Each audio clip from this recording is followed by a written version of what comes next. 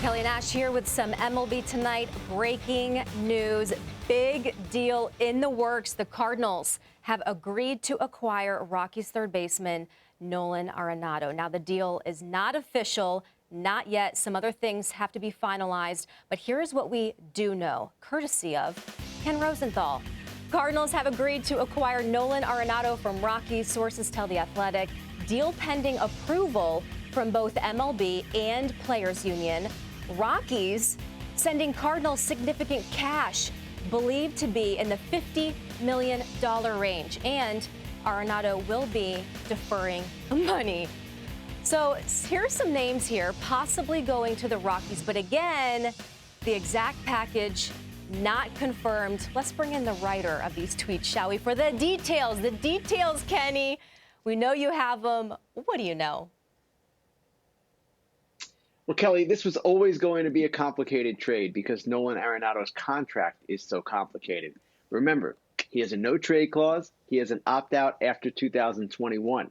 My understanding is that he will retain the no-trade clause if he goes to St. Louis, and also will keep the opt-out after 2021 and gain another opt-out after 2022. So these are important details. He can actually become a free agent again at the end of the next season, this one coming up, or the 22 season. So it's going to be really interesting to see how that plays out. But for the Cardinals, this is obviously a huge move. It evokes memories of the Scott Rolen trade in 2002. Another disgruntled third baseman who they acquired and who found happiness in St. Louis, at least for a good amount of time. And same type of player, really. Arenado has said that Rolen is one of his idols. Rolen was a great defender, excellent hitter. Arenado, 8-time Gold Glove winner, excellent hitter. And the Cardinals now get finally the big bat that they need should this trade go through. And as I mentioned, it's pending approval from the commissioner's office and the league office. Arenado has to formally approve the trade through waiving his no-trade clause. So there's a lot of paperwork and details to get through, but this should be official perhaps by Monday. So let me get this straight. The Cardinals are reportedly getting this guy on a 6-year, $150 million essentially steal? Roughly, that's what it would be, Kelly. And for the Cardinals, that is a good deal, considering that Arenado is 29 years old.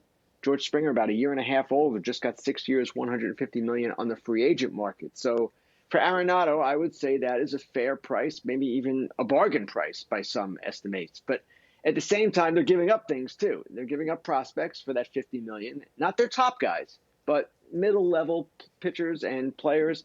Austin Gomber was in the majors last year, sub-2 ERA in 29 innings, guy with some promise, starter or reliever. And the other prospects are younger, and we'll see how they fare. But the Rockies are essentially getting out of $150 million, if indeed $50 million is the number. So they save the $150, they get the prospects, and we'll see where they go from here. Let's get back to why this had to happen. How did we get here, Kenny? It's been quite the story. It has been, Kelly. It's been a saga. And it goes back to Arenado signing his extension in January 2019 with the Rockies. 8 years, $260 million.